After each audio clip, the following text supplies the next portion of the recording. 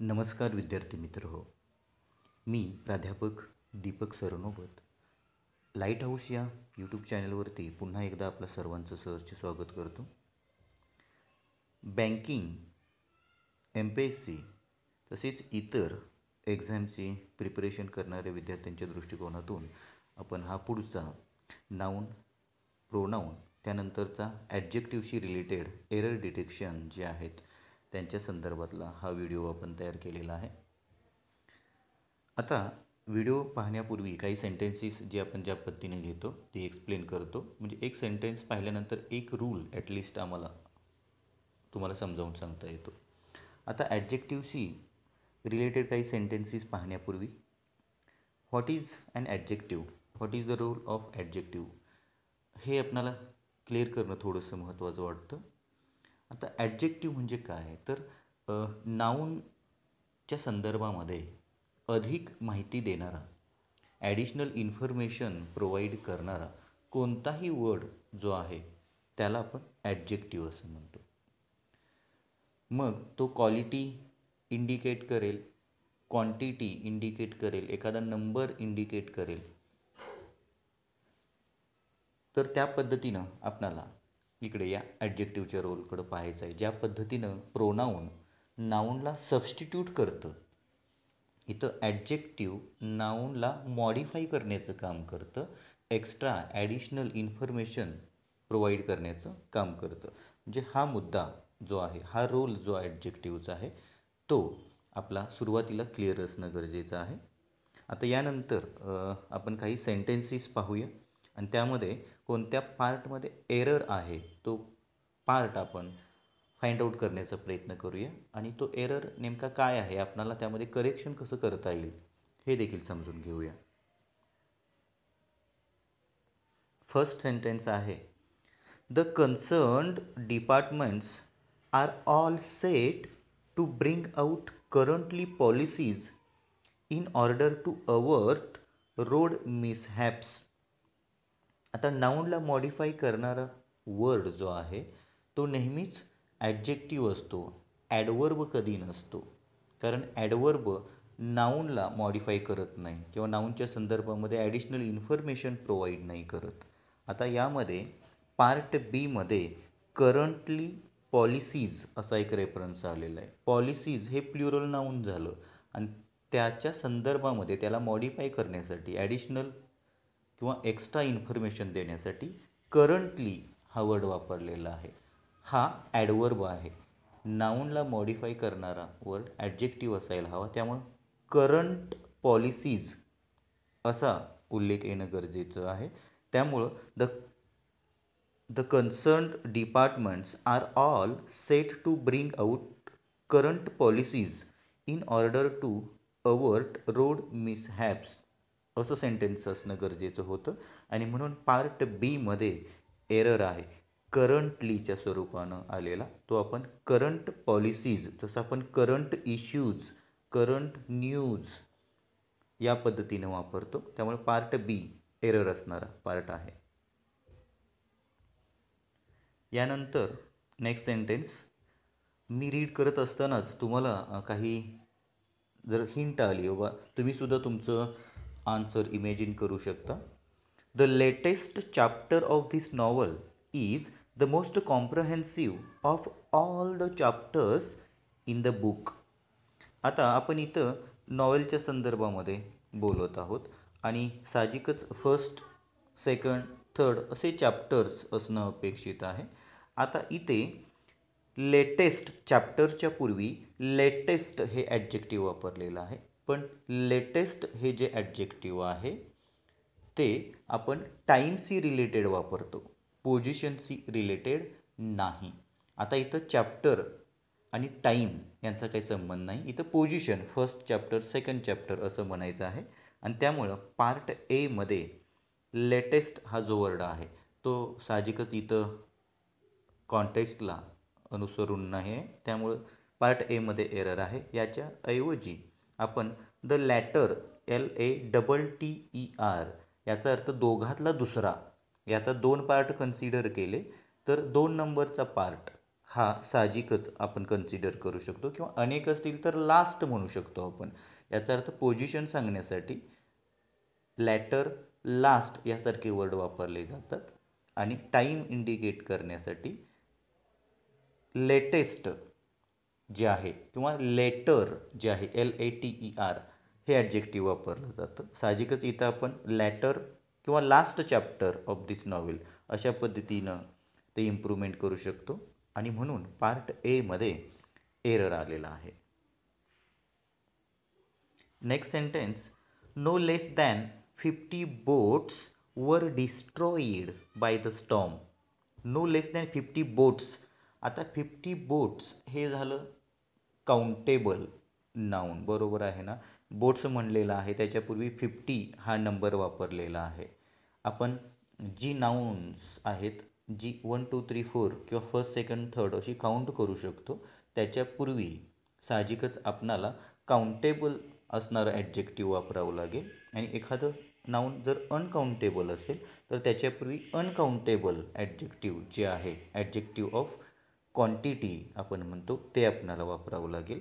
आता लेस जे आहे ते अनकाउंटेबल नाऊनला वापरलं जाणारं, त्याच्या संदर्भामध्ये वापरलं जाणारं ॲडजेक्टिव्ह आहे. आता इथं 50 हे काउंटेबल आहे, त्यामुळे इथं आपण लेस नाही वापरू शकत. जसं लिटल अनकाउंटेबल आहे, कंपॅरेटिव्ह डिग्रीमध्ये लेस वापरतो आपण अनकाउंटेबल, आणि सुपरलेटिव्हमध्ये लिस्ट वापरतो. आता काउंटेबल असेल तर फ्यू, फ्युअर आणि फ्युएस्ट हे 3 वर्ड्स वापरतो आपण डिग्रीनुसार. इथं कंपॅरेटिव्ह डिग्री असल्यामुळं FEWER, no fewer than 50 boats were destroyed by the storm असा रेफरन्स असणं गरजेचं होतं. त्यामुळं पार्ट एमध्ये लेस जो आहे तो एरर असणारा वर्ड आहे, त्याच्याऐवजी आपण फ्युअर वर्ड वापरू शकतो. यानंतर नेक्स्ट सेंटेन्स आहे, the principal called both the students and asked every of them to show his identity card. आता प्रिन्सिपल यांनी साहजिकच बोथ द स्टुडंट्स, याचा अर्थ स्टुडंट्स 2 आहेत, दोघे जण आहेत, म्हणून आपण बोथ असा शब्दप्रयोग केलेला आहे.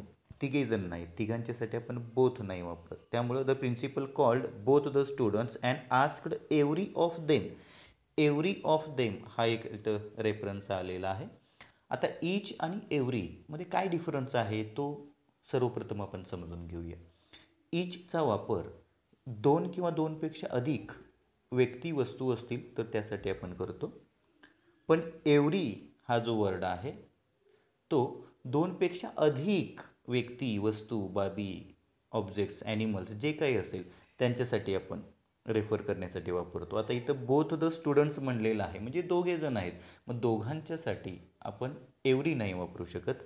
ईच ऑफ देम असा रेफरन्स येणं गरजेचं आहे. त्यामुळे पार्ट बी जो आहे त्यामध्ये एरर आहे एव्हरीच्या रूपानं, त्याला आपण सबस्टिट्यूट करत असताना ईच असा वर्ड वापरायचा आहे. त्यामुळे ईच ऑफ देम हा सिंग्युलर रेफरन्स झाला, आणि पुन्हा त्याला सबस्टिट्यूट करण्यासाठी पुढे to show his identity card, there identity card असं आपण नाही म्हणू शकत.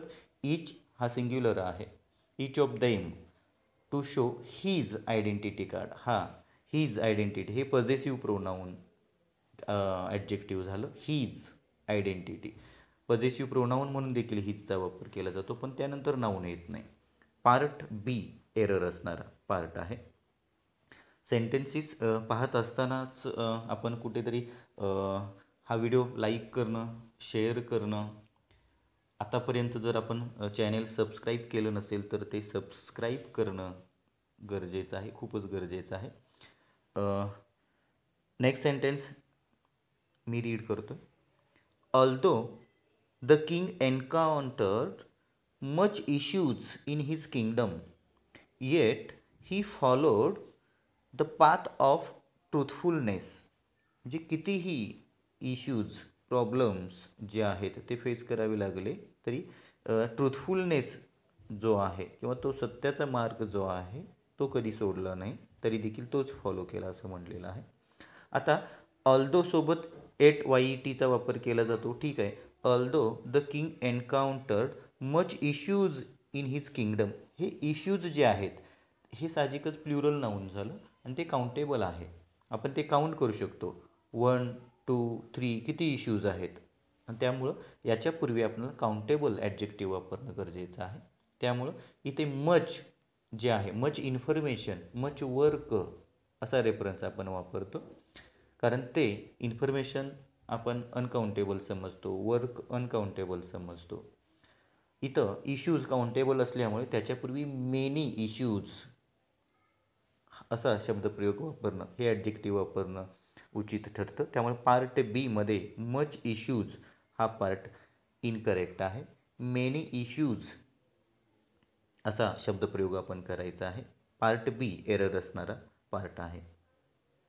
त्यानंतर from all accounts I learn that he was the best and honest member of the new cabinet.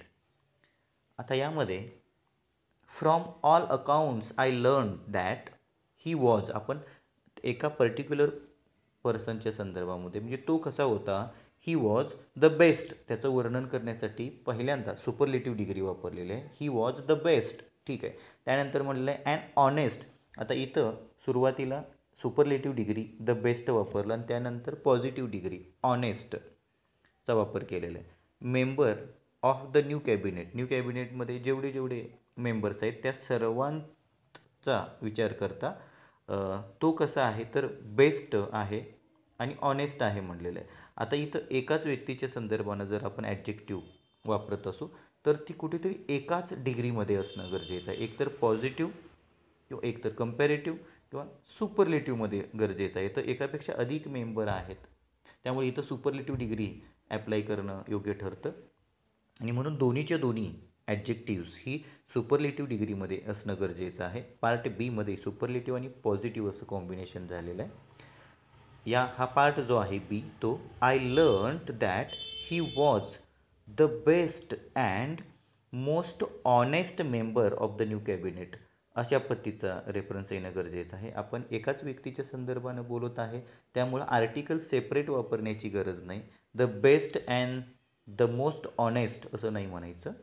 The best and most honest he व्यक्ती एकच असल्यामुळं article आपण एकदाच वापरतो. त्यामुळे पार्ट बी जो आहे इथे एरर असणारा पार्ट आहे. त्याला सबस्टिट्यूट कसं करायचं हे देखील आपण पाहिलेलं आहे. यानंतर the flood situation this year, या वर्षीची जी फ्लड सिच्युएशन आहे, महापुराची सिच्युएशन आहे, ती is worst than that prevailed in the last year. जे लास्ट इयरला ज्या पद्धतीची पूर परिस्थिती होती त्याच्यापेक्षा यावर्षीची पूर परिस्थिती अधिक खराब आहे. आता इथं बॅड, वर्स, वर्स्ट म्हणजे पॉझिटिव्ह, कंपॅरेटिव्ह, सुपरलेटिव्ह डिग्रीमध्ये आपण हे ॲडजेक्टिव्हचे फॉर्म्स वापरतो. आता यावर्षीची फ्लड सिच्युएशन आणि गेल्या वर्षीची लास्ट इयरची फ्लड सिच्युएशनची कंपॅरिझन केलेलं आहे. म्हणजे फ्लड सिच्युएशन लास्ट इयर आणि यावर्षी दोनच आहेत, गेल्या वर्षीची सिच्युएशन आणि यावर्षीची. आता दोघांची कंपॅरिझन करत असताना आपण सुपरलेटिव्ह डिग्री नाही वापरत, आपणाला साहजिकच कंपॅरेटिव्ह डिग्री वापरावी लागते. कारण दोन स्टुडंट्स असतील, दोन प्लेयर असतील तर दोघात बेस्ट कोण आपणाला नाही म्हणता येत. अधिक चांगला प्लेयर, अधिक चांगला स्टुडंट कोण आहे, सर्वोत्कृष्ट कोण आहे म्हणण्यासाठी आपल्याला कमीत कमी तिघेजण लागतील. त्यामुळे इथे पार्ट बीमध्ये वर्स्ट जे आलेलं आहे ते सुपरलेटिव्ह डिग्रीमध्ये आहे. इथं वर्स, WORSE असा कंपॅरेटिव्हमधला वापर असणं गरजेचं आहे कारण दॅनचा वापर केलेला आहे. The flood situation this year is worse than that prevailed in the last year. हे दॅट जे आहे, the flood situation prevailed in the last year असं म्हणायचं आहे. द फ्लड सिच्युएशनचं रिपिटेशन टाळण्यासाठी आपण दॅट वापरतो. समजा सुरुवातीला प्लुरल सब्जेक्ट आला असता तर इथं दोज वापरलं असतं. त्यामुळं that prevailed in the last year याचा अर्थ the flood situation prevailed in the last year असा होतो. त्यामुळं पार्ट बी एरर असणारा पार्ट आहे. My notes are superior than yours although I have prepared them in a hurry. आता यामध्ये माझ्या नोट्स ज्या आहेत त्या सुपिरियर आहेत दॅन युअर्स, याचा अर्थ युअर नोट्स. आता इथं साहजिकच युअर्स आहे ते पॉजेसिव्ह प्रोनाऊन आहे. युअर नोट्स यामध्ये युअर जे येतं ते ॲडजेक्टिव्ह ठरतं. आता इथं नोट्सचं रिपिटेशन करणं तसं काही गरजेचं नाही, त्यामुळे युअर्स हे करेक्ट आहे. My notes are superior than yours although I have prepared them in a hurry. पण एक मुद्दा आपण इथं लक्षात घ्यायचा आहे. काही ॲडजेक्टिव्स जे आहेत जी ओ आरनं एंडिंग होतात, याचा अर्थ Superior, inferior, prior, senior, junior यानंतर दॅन हे प्रिपोजिशन कधीच वापरलं जात नाही. याच्याऐवजी टू, टू हे प्रिपोजिशन वापरलं जातं आणि म्हणून पार्ट बीमध्ये दॅनचा वापर आपल्याला करता येत नाही. My notes are superior to yours although I have prepared them in a hurry असं सेंटेन्स असणं गरजेचं होतं. साहजिकच पार्ट बीमध्ये एरर आहे.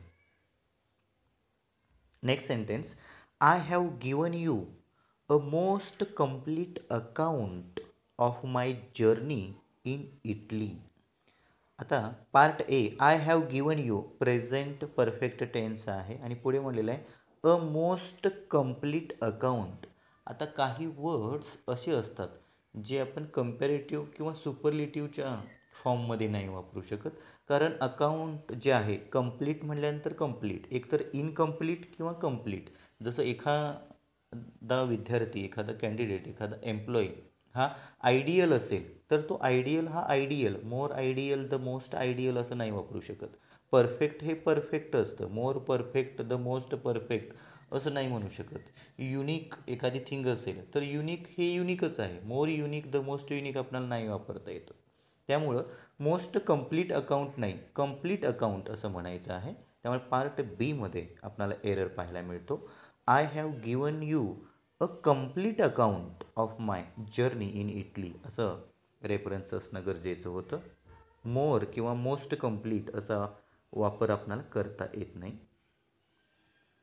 त्यानंतर नेक्स्ट सेंटेन्स पाहूया आपण. The welfare of the soul is surely preferable than that of the body. That of the body याचा अर्थ the welfare of the body. Welfare singular सब्जेक्टचं रिपिटेशन टाळण्यासाठी आपण दॅटचा वापर करतो. आता the welfare of the soul is surely preferable than, जसं ओ आरची सिरीज आहे, ज्युनियर, सिनियर, सुपिरियर, त्यानंतर आपण दॅनचा वापर न करता टू हे प्रिपोजिशन वापरतो. तसेच प्रेफरेबल हा जो वर्ड आहे तो कंपॅरेटिव्हची फोर्स असणारा वर्ड आहे. या वर्डच्या पूर्वी मोर हा शब्द कधी वापरला जात नाही आणि या वर्डच्या नंतर दॅन हे प्रिपोजिशन वापरलं जात नाही. इथे देखील आपल्याला दॅनला सबस्टिट्यूट करण्यासाठी टू हे प्रिपोजिशन वापरावं लागतं आणि तेच वापरलं जातं. त्यामुळे पार्ट बीमध्ये दॅन जो आहे तो एरर असणारा वर्ड आहे. त्याच्याऐवजी आपण preferable to that of the body असा रेफरन्स वापरायचा आहे. त्यामुळे correct sentence, the welfare of the soul is surely preferable to that of the body हे सेंटेन्स करेक्ट असणार आहे. पार्ट बी एरर असणारा पार्ट आहे. Next, geometry and drawing are more easier than geography and social studies. Geography आणि social स्टडीजपेक्षा geometry and drawing हे subjects कसे आहेत, अधिक सोपे आहेत असं म्हणायचं आहे. आता अधिक सोपे म्हणत असताना आता इझी पॉझिटिव्ह डिग्रीमध्ये झाला, कंपॅरेटिव्हमध्ये आणि सुपरलेटिव्हमध्ये आपण इझियर आणि इझिएस्ट असे ॲडजेक्टिव्हचे फॉर्म्स वापरतो. आता इथं या ॲडजेक्टिव्हच्या पूर्वी मोरचा देखील वापर केलेला आहे आणि ई आरची मेथडसुद्धा इथं ॲप्लाय केलेलं आहे. ॲट अ टाईम दोन्हीच्या दोन्ही मेथड्स आपण नाही वापरू शकत. याला डबल कंपॅरेटिव्ह असं म्हणतो. जसं स्वीट, स्वीटर, स्वीटेस्ट आपण मोर स्वीटर असं नाही वापरू शकत, कारण स्वीट सोबत स्वीटर ई आर हा प्रत्यय येतो. तसा इझी सोबत इझियर, द इझिएस्ट सुपरलेटिव्हमध्ये राहणार. त्यामुळे पार्ट बीमध्ये मोर इझियरचा वापर नाही करता येत आपणाला. Geometry and drawing are easier than असं म्हणावं लागेल. पार्ट बीमध्ये मोर आपण काय करायचं आहे, इथे रिमूव्ह करायचं आहे. यानंतर the minister wanted certain student to make entry into the principal's chamber. आता द मिनिस्टर वॉन्टेड सिम्पल पास्टमध्ये आपण इथं सुरुवात केलेली आहे. सर्टन स्टुडंट, आता स्टुडंट हे झालं नाऊन आणि त्याच्यापूर्वी आलेलं सर्टन हे झालं ॲडजेक्टिव्ह.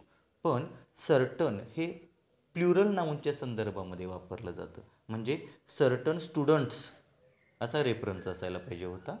जेव्हा नाऊन सिंग्युलर असतो तेव्हा आपण अ सर्टन स्टुडंट असा रेफरन्स घेतो. याचा अर्थ इथं सर्टन स्टुडंट्स किंवा अ सर्टन स्टुडंट असा रेफरन्स असणं गरजेचं आहे. जे की इथे आता सर्टन आणि स्टुडंट हे कॉम्बिनेशनच ऑलरेडी प्लुरल ॲडजेक्टिव्ह आणि सिंग्युलर नाऊन असं झालेलं आहे. त्यामुळे पार्ट बी मध्ये एरर आहे. तो आपण अ सर्टन स्टुडंट किंवा सर्टन स्टुडंट्स अशा पद्धतीनं सबस्टिट्यूट करू शकतो. इम्प्रूव्हमेंट त्यामध्ये करू शकतो. He is as rich if not richer than his childhood friend. आता त्याच्या चाइल्डहूड फ्रेंडसोबत काय केलेले आहे, कंपॅरिझन केलेलं आहे. आणि त्यामध्ये 2 डिग्रीज एकाच सेंटेन्समध्ये वापरलेल्या आहेत. एक म्हणजे पॉझिटिव्ह डिग्री आणि दुसरी कंपॅरेटिव्ह डिग्री. आता या सेंटेन्समध्ये काय म्हणायचं आहे, तो त्याच्या चाइल्डहूड फ्रेंडपेक्षा अधिक श्रीमंत नसला तरी त्याच्या इतका श्रीमंत नक्कीच आहे. त्यामुळं इथं पॉझिटिव्ह डिग्रीच्या रूल्सनुसार कंप्लीट करायचे आहे आणि कंपॅरेटिव्हच्या रूल्सनुसार आपल्याला कंप्लीट करावी लागेल. आता ही इज ॲज रिच असं म्हटलेलं आहे.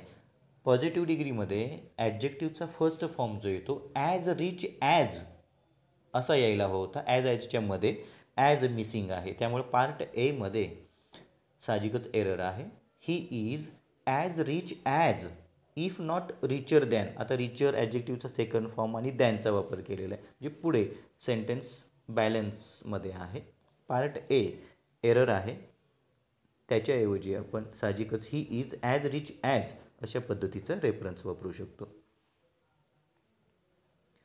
All the reporters dressed in black were called upon the stage to share their views on self employment and job crisis. All the reporters जे साहजिक सर्वांनी अगदी ब्लॅक ड्रेस परिधान केलेले सगळे रिपोर्टर्स आहेत ते सर्वांना स्टेजवरती बोलवण्यात आलं. कशासाठी, तर त्यांचे जे व्ह्यूज आहेत, ओपिनियन्स आहेत, या रिपोर्टर्सचे प्रत्येकाचे जे काही व्ह्यूज असतील, ओपिनियन्स कशावरती, तर self employment and job crisis या विषयाच्यावरती, तर ते एक्सप्रेस करण्यासाठी त्याच्यावरती आपली मतं मांडण्यासाठी त्यांना बोलवण्यात आलं. पण इथं the reporters he plural term झाली.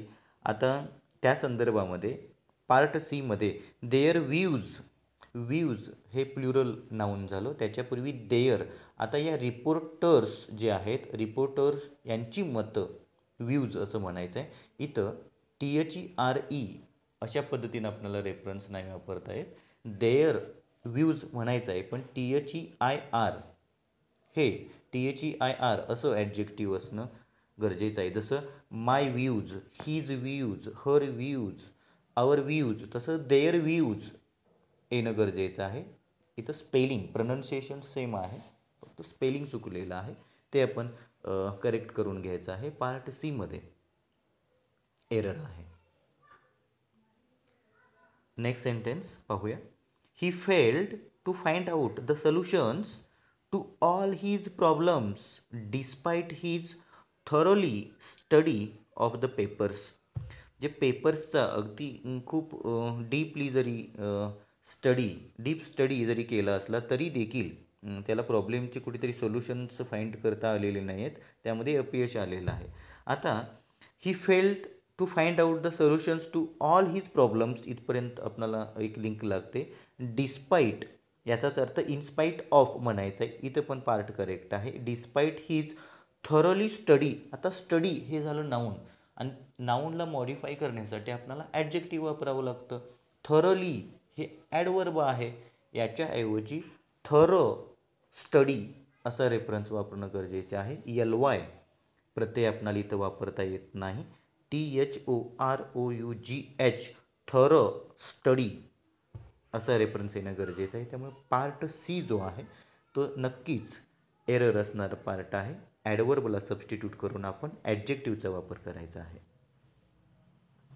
आता ज्या पद्धतीनं आपण नाऊन प्रोनाऊनशी रिलेटेड काही सेंटेन्सेस पाहिलीत, या लेक्चरमध्ये देखील, या व्हिडिओमध्ये देखील आपण ॲडजेक्टिव्ह बेस्ड काही एरर डिटेक्शनची सेंटेन्सेस पाहिलेले आहेत. याचा अर्थ जर आपण 15 सेंटेन्सेस पाहिले असतील तर नकळतपणे 15 रूल्स आपण पाहिलेले आहेत, ते समजून घेण्याचा प्रयत्न केलेला आहे.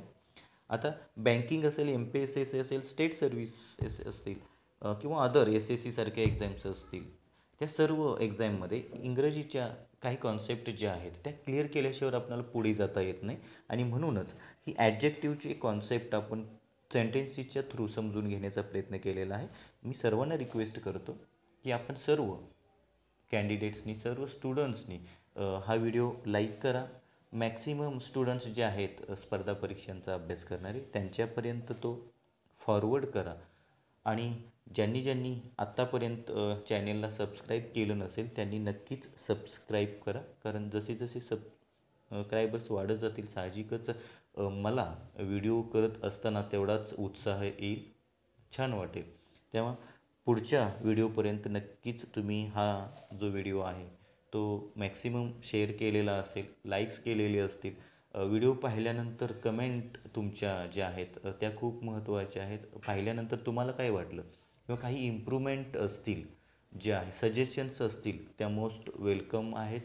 त्या आपण सर्वांनी कमेंट करणं, जे तुम्हाला वाटलेलं आहे, तुम्हाला फील झालेलं आहे ते कळवणं खूप गरजेचं आहे. म्हणजे स्टुडंट्सना हा पार्ट किंवा 1-3 लेक्चर्स पाहिल्यानंतर काय वाटतं, तो मेसेज माझ्यापर्यंत आला तर तो नक्कीच मला आवडेल. नेक्स्ट व्हिडिओ लवकरच आपल्या सर्वांच्यासाठी घेऊन येतो आहे. तोपर्यंत थँक्यू, धन्यवाद.